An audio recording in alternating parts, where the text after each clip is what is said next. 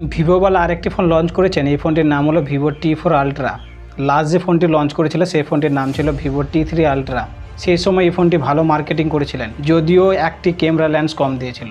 কিন্তু আজকে Vivo T4 ultra ফোনটিতে একটি ক্যামেরা লেন্স বেশি দিয়েছেন। শুধু ক্যামেরা লেন্স বেশি দিয়েছেন তা নয়, ক্যামেরা কোয়ালিটিও ভালো রয়েছে, প্রসেসরও ভালো দিয়েছেন।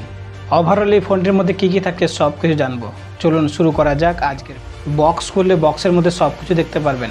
সব কিছু মানে সিম ইজেক্টর পিন দেখতে পারবেন, ফোনের কেস রয়েছে, 90 ওয়াট ফাস্ট চার্জার দেখতে পারবেন, এছাড়াও charger cable type A to C দেখতে পারবেন। এই ফোনের কালার দেখতে পারবেন ফোনিক্স গোল্ড। এছাড়াও আরেকটি কালার দেখতে পারবেন, এই কালারটির নাম হচ্ছে মেটেওর গ্রে। এই ফোনে দুটি কালার লুক ওয়াও দেখতে পারবেন। ডিসপ্লে কোয়ালিটি বেশ ভালো রয়েছে। এই ফোনেতে কোয়াড কার্ভ ডিসপ্লে দিয়েছেন। এই ফোনেতে একটি ওরাল লাইট দেখতে পারবেন, যেটি নোটিফিকেশন সময় জ্বলবে। এছাড়াও আপনি ইচ্ছা মতো কাস্টমাইজ করে ইউজ করতে পারবেন। এটিতে ডলবি অ্যাটমসের সাপোর্ট দেননি, কিন্তু ডুয়াল স্পিকার দিয়েছেন, সুতরাং সাউন্ড কোয়ালিটি বেশ ভালো শুনতে পারবেন। এবার কথা বলবো ডিসপ্লে নিয়ে। আপনি যদি এই ফোনে ডিসপ্লে কথা বলেন তাহলে এখানে 6.67 ইঞ্চ ফুল HD plus 120 hertz refresh rate AMOLED display দেখতে পারবেন। 5000 নিট পিক ব্রাইটনেস মোড দেখতে পারবেন এবং 1600 নিট হাই ব্রাইটনেস মোড দেখতে পারবেন। 10 বিট ডিসপ্লে রয়েছে, ইন ফিঙ্গারপ্রিন্ট ডিসপ্লে দেখতে পারবেন এখানে। এবার কথা হলো প্রসেসর নিয়ে। গেমার ভাইরা প্রসেসরের জন্য অপেক্ষা করছেন। এতক্ষণ পর্যন্ত যদি ভিডিওটা দেখে থাকেন অবশ্যই একটা লাইক করবেন, চ্যানেল নতুন দর্শক হয়ে থাকলে চ্যানেলটা সাবস্ক্রাইব করে দেবেন।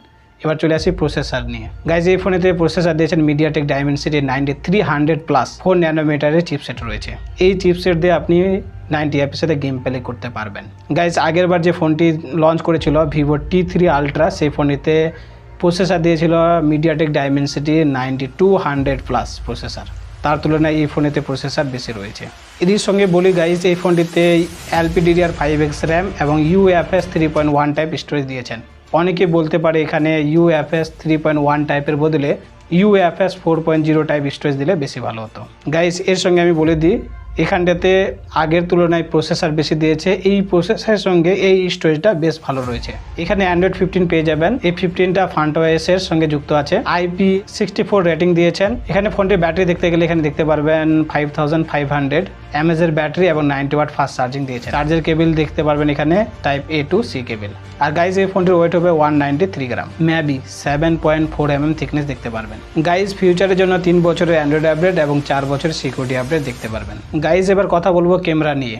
গাইজ এই ফোনটিতে ক্যামেরা দিয়েছেন 50 মেগাপিক্সেল মেন সোনির ওয়াইস camera, 8 megapixel ultra wide camera, 50 megapixel 3x periscope lens camera দিয়েছেন।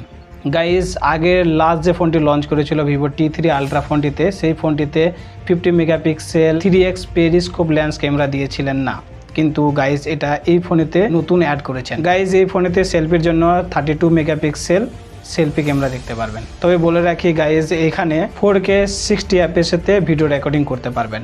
আপনি যদি সেলফিতে ক্যামেরা করেন তাহলে সেখানে 4K 30 fps তে ভিডিও রেকর্ডিং করতে পারবেন। ভ্যারিয়েন্ট হিসেবে ফোনটির দাম কি থাকছে অন স্ক্রিনে দিয়ে দিলাম, সেখান থেকে আপনারা দেখে নিন। ওভারঅল এই ছিল ফোনের সম্পূর্ণ ডিটেলস। কেমন লেগেছে ফোনটা কমেন্টে জানাবেন। চ্যানেল নতুন দর্শক হয়ে থাকলে চ্যানেলটা সাবস্ক্রাইব করে দেবেন। ভিডিওতে লাইক না করে থাকলে লাইক করে দেবেন।